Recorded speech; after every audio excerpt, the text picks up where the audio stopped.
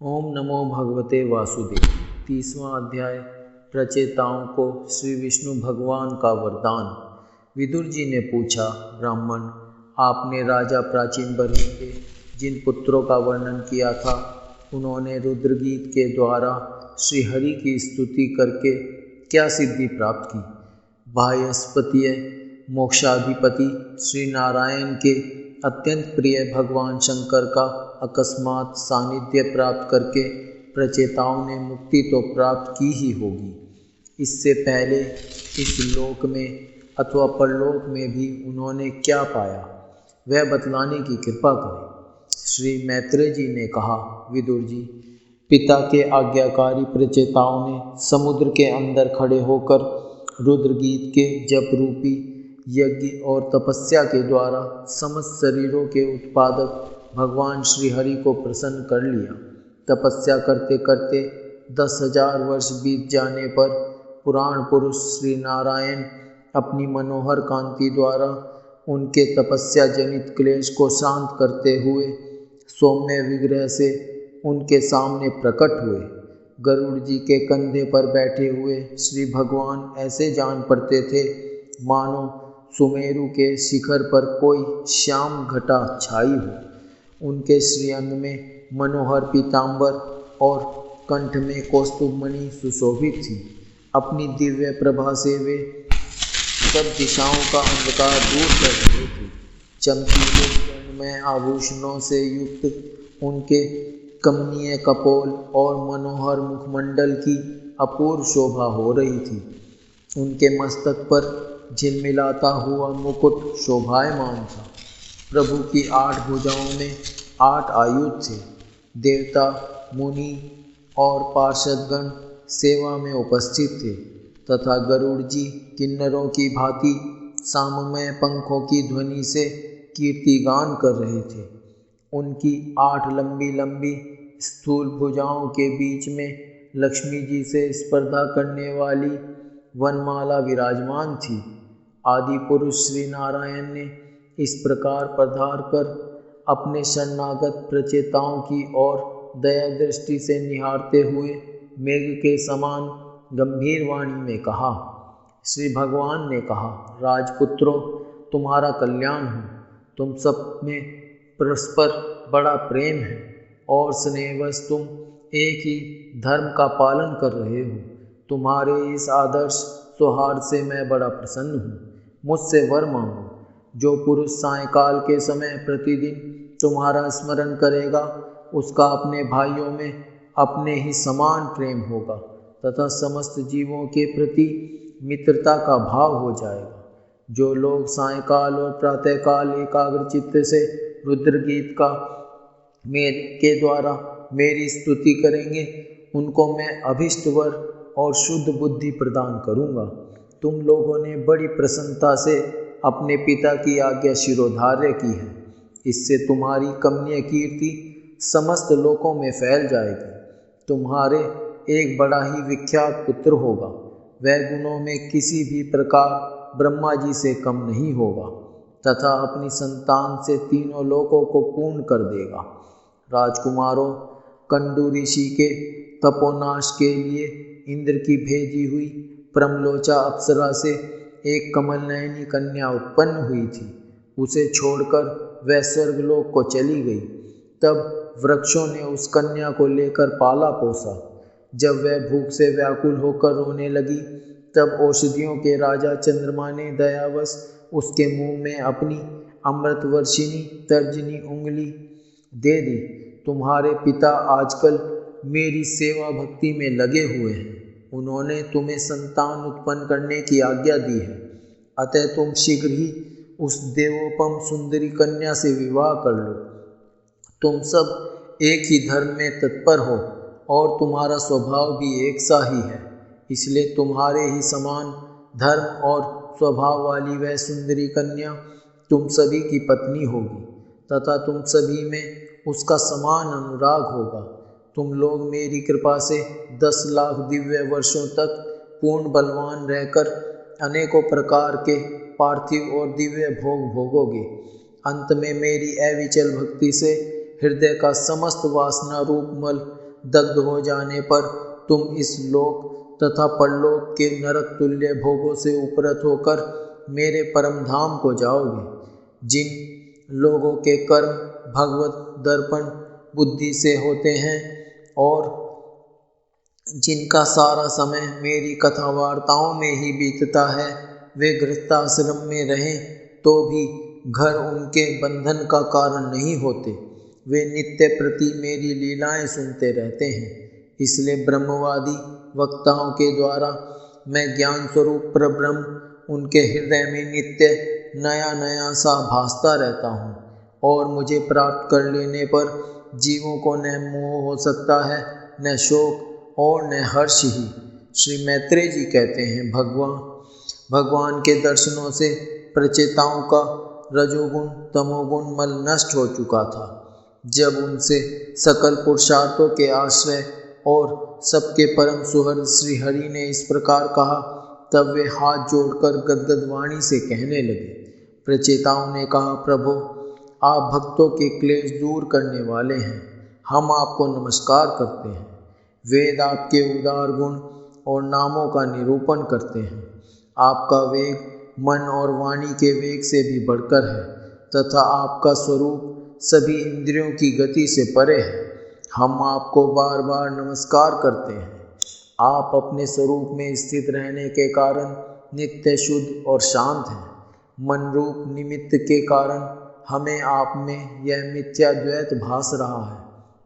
वास्तव में जगत की उत्पत्ति स्थिति और लय के लिए आप माया के गुणों को स्वीकार करके ही ब्रह्मा विष्णु और महादेव रूप धारण करते हैं। हम आपको नमस्कार करते हैं। आप विशुद्ध सत्य स्वरूप हैं। आपका ज्ञान संसार बंधन को दूर कर देता है। आप ही समस्त भागवतों के प्रभु वसुदेव नंदन भगवान श्री कृष्ण हैं। आपको नमस्कार है। आपकी ही नाभि से ब्रह्मांड रूप कमल प्रकट हुआ था। आपके कंठ में कमल कुसुमों की माला सुशोभित है तथा आपके चरण कमल के समान कोमल हैं। कमल नयन आपको नमस्कार है। आप कमल कुसुम की केसर के समान स्वच्छ पीतांबर धारण किए हुए हैं। समस्त भूतों के आश्रय स्थान हैं तथा सबके साक्षी हैं। हम आपको नमस्कार करते हैं। भगवान आपका यह स्वरूप संपूर्ण क्लेशों की निवृत्ति करने वाला है।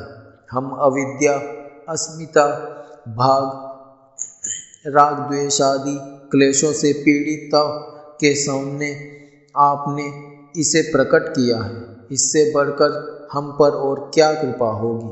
अमंगलहारी प्रभु दीनों पर दया करने वाले समर्थ पुरुषों को इतनी ही कृपा करनी चाहिए कि समय समय पर उन दीन जनों को ये हमारे हैं इस प्रकार स्मरण कर लिया करें। इसी से उनके आश्रितों का चित्त शांत हो जाता है। आप तो शूद्र से शूद्र प्राणियों के भी अंतःकरणों में अंतर्यामी रूप से विराजमान रहते हैं। फिर आपके उपासक हम लोग जो कामनाएं करते हैं, हमारी उन कामनाओं को आप क्यों न जान लेंगे। जगदीश्वर आप मोक्ष का मार्ग दिखाने वाले और स्वयं पुरुषार्थ स्वरूप हैं। आप हम पर प्रसन्न हैं। इससे बढ़कर हमें और क्या चाहिए। बस हमारा अभीष्ट वर तो आपकी प्रसन्नता ही है। तथापि नाथ, हम एक वर आपसे अवश्य मांगते हैं। प्रभु आप प्रकृति आदि से परे हैं और आपकी विभूतियों का भी कोई अंत नहीं है, इसलिए आप अनंत कहे जाते हैं। यदि भ्रमर को अनायास ही कल्प वृक्ष मिल जाए तो क्या वह किसी दूसरे वृक्ष का सेवन करेगा। तब आपकी चरण शरण में आकर अब हम क्या क्या मांगे। हम आपसे केवल यही मांगते हैं कि जब तक आपकी माया से मोहित होकर हम अपने कर्मानुसार संसार में भ्रमते रहें, तब तक जन्म जन्म में हमें आपके प्रेमी भक्तों का संग प्राप्त होता रहे। हम तो भगवत भक्तों के क्षण भर के संग के सामने स्वर्ग और मोक्ष को भी कुछ नहीं समझते। फिर मानवीय भोगों की तो बात ही क्या है। भगवत भक्तों के समाज में सदा सर्वदा भगवान की मधुर मधुर कथाएं होती रहती हैं, जिनके श्रवण मात्र से भोग तृष्णा शांत हो जाती है। वहाँ प्राणियों में किसी प्रकार का वैर विरोध या उद्वेग नहीं रहता। अच्छे अच्छे कथा प्रसंगों द्वारा निष्काम भाव से सन्यासियों के एकमात्र आश्रय साक्षात श्री नारायण देव का बार बार गुणगान होता रहता है। आपके वे भक्तजन तीर्थों को पवित्र करने के उद्देश्य से पृथ्वी पर पैदल ही विचरते रहते हैं। भला उनका समागम संसार से भयभीत हुए पुरुषों को कैसे रुचिकर न होगा। भगवान आपके प्रिय सखा भगवान शंकर के क्षण भर के समागम से ही आज हमें आपका साक्षात दर्शन प्राप्त हुआ है। आप जन्म मरण रूप दुस्साध्य रोग के श्रेष्ठतम वैद्य हैं। अतः अब हमने आपका ही आश्रय लिया है।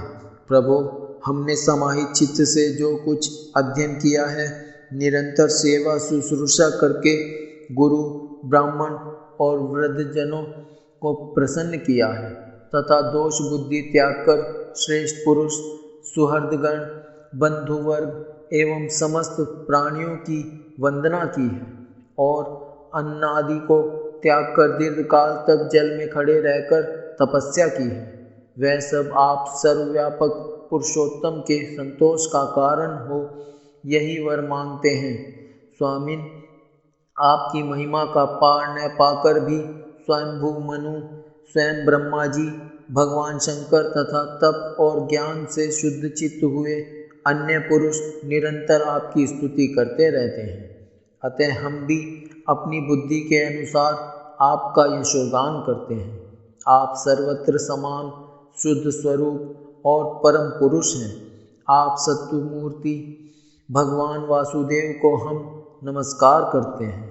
श्री मैत्रेय जी कहते हैं, विदुर जी, प्रचेताओं के इस प्रकार स्तुति करने पर शरणागत वत्सल श्री भगवान ने प्रसन्न होकर कहा, तथास्तु।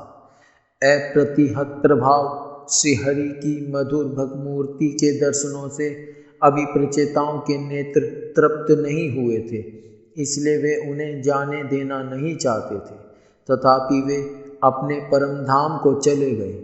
इसके पश्चात प्रचेताओं ने समुद्र के जल से बाहर निकलकर देखा कि सारी पृथ्वी को ऊंचे ऊंचे वृक्षों ने ढक लिया है, जो मानो स्वर्ग का मार्ग रोकने के लिए ही इतने बढ़ गए हैं। यह देखकर वे वृक्षों पर बड़े कुपित हुए।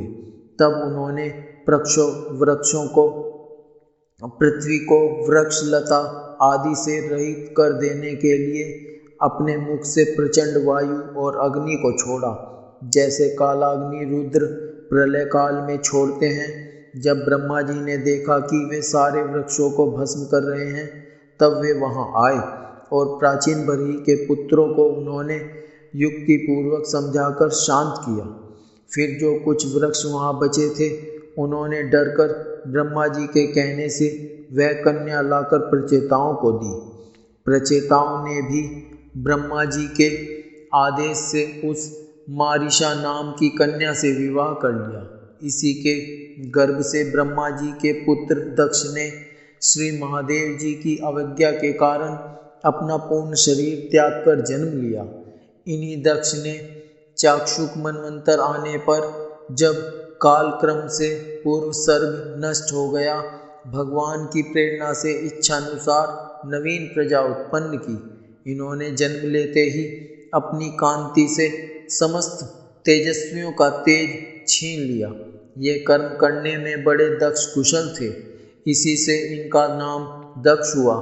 इन्हें ब्रह्मा जी ने प्रजापतियों के नायक के पद पर अभिषिक्त कर सृष्टि की रक्षा के लिए नियुक्त किया और इन्होंने मरीचि आदि दूसरे प्रजापतियों को अपने अपने कार्यों में नियुक्त किया।